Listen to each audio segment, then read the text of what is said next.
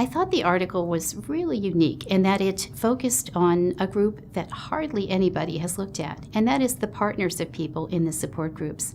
We know that cancer is a family disease. There's no question of that. And in prostate cancer, it's particularly striking because the impacts of prostate cancer strike at the very heart of many couples' reasons for being a couple. Their sexual functioning, the intimacy that may be lost, many of the things that prostate cancer does affect a relationship, not just one member of the couple.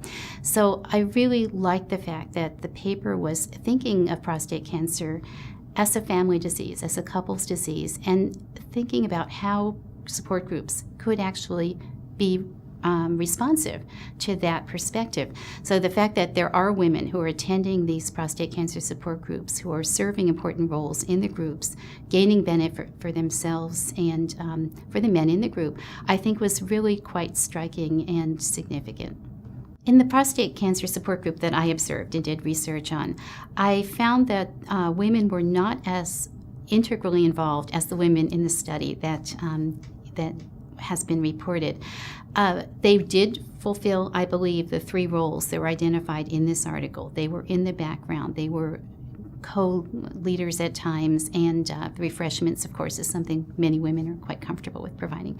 And they are co-survivors, I think, almost by definition. So there were women in the groups that we observed that did fulfill these relationships, but they were much more in the background. They weren't as front and center as in the groups that you observed.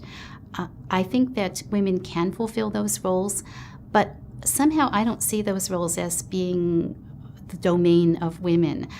In the group that we looked at, the men were facilitators and background supporters. Men actually were in charge of making the coffee. And so I'm not certain that in every group that same distinction will be gender specific, that men do this and women do that. But I think all 3 roles are part of the effective functioning of a support group. I think that participation in support groups has a lot of positive benefits, but only a few cancer survivors and their families take advantage of participating in these groups. It's been pretty consistent that just a small percentage of cancer survivors actually are in groups. So should we be thinking about how to improve that? How can we make this available to more people?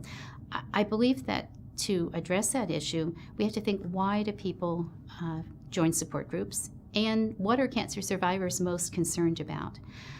With respect to what they're most concerned about, a lot of research, including my own, indicates that fear of recurrence, cancer coming back, fear of another cancer coming, that those are the things that really are the most important concerns for cancer survivors. Now, can support groups address those concerns? I think the answer is yes, but not probably as a function of just being in a support group itself. There was some data a few years ago that indicated that people in support groups lived longer than people who weren't in support groups, matched for all kinds of characteristics. But that hasn't been actually supported in a bunch of other studies. So I think probably support group membership per se may not lead to more survival. However, what you learn in support groups can definitely make a difference.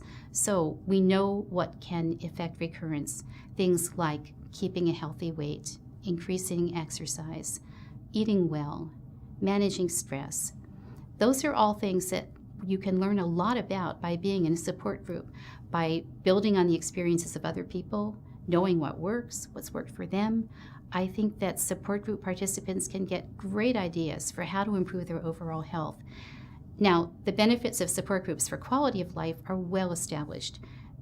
Effects on things like depression, well-being, social support, all of those things are well established. But I believe other side effects, learning about how to live healthy lifestyles, could also impact survival time itself. So for that reason, think about joining a support group. It's something that I think is beneficial for many patients, many family members, and really is something you can do for yourself.